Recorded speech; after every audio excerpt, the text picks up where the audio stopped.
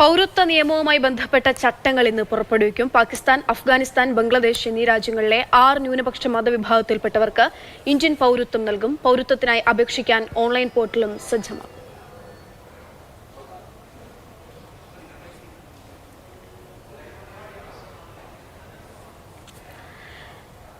തെരഞ്ഞെടുപ്പിന് മുൻപ് ലോക്സഭാ തെരഞ്ഞെടുപ്പിന് മുൻപ് പ്രതീക്ഷിച്ചിരുന്ന ഒരു കാര്യം തന്നെയാണ്. ഇപ്പോൾ പൗരത്വ നിയമവുമായി ബന്ധപ്പെട്ട് മുന്നോട്ട് തന്നെ പോവുകയാണ്.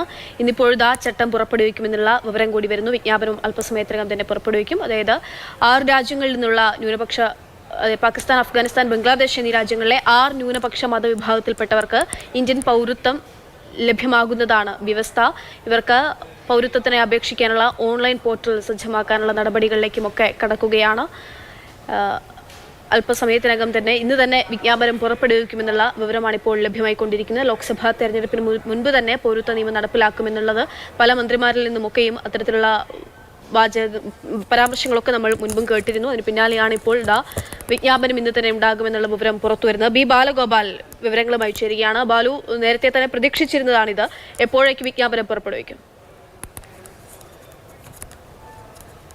ഇന്ന് വൈകിട്ട് രാത്രിയോടുകൂടി വിജ്ഞാപനം പുറത്തിറക്കുമെന്നാണ് കേന്ദ്ര ആഭ്യന്തര മന്ത്രാലയ വൃത്തങ്ങൾ ഇപ്പോൾ വ്യക്തമാക്കുന്നത്.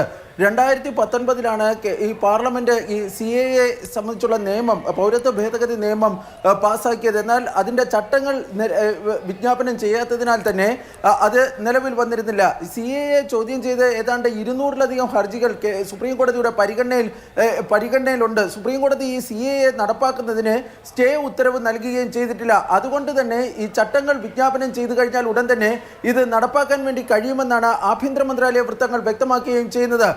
വിവിധ സംസ്ഥാനങ്ങൾ, കേരളവും ബംഗാളും ഉൾപ്പെടെയുള്ള പല സംസ്ഥാനങ്ങളും CAA നടപ്പിലാക്കില്ല എന്ന് വ്യക്തമാക്കിയിരുന്നു. അതായത് CAA നടപ്പിലാക്കുന്നതുമായി ബന്ധപ്പെട്ട കാര്യങ്ങളിൽ സഹകരിക്കില്ല എന്ന് വ്യക്തമാക്കിയിരുന്നു. സംസ്ഥാനങ്ങളുടെ എതിർപ്പ് മറികടക്കുന്നതിനായി ഈ അപേക്ഷയും മറ്റും സ്വീകരിക്കുന്നത് ഓൺലൈനിലൂടെ ആക്കുവാനാണ് ഇപ്പോൾ കേന്ദ്ര ആഭ്യന്തര മന്ത്രാലയം നടപടികൾ സ്വീകരിച്ചിരിക്കുന്നത്. ഇതിനായി പ്രത്യേക ഓൺലൈൻ പോർട്ടലും കേന്ദ്ര ആഭ്യന്തര മന്ത്രാലയം സജ്ജമാക്കിയിട്ടുണ്ട്. ഇന്ന് ഈ ചട്ടങ്ങൾ വിജ്ഞാപനം ചെയ്യുന്നതിന് തൊട്ടു പിന്നാലെ തന്നെ ഈ ഓൺലൈൻ പോർട്ടൽ പൂർണ്ണമായും ഈ പൗരത്വം നൽകുന്നതിനുള്ള അപേക്ഷ സ്വീകരിക്കുമെന്നാണ് കേന്ദ്ര ആഭ്യന്തര മന്ത്രാലയവുമായി ബന്ധപ്പെട്ട കേന്ദ്രങ്ങൾ വ്യക്തമാക്കുന്നത്.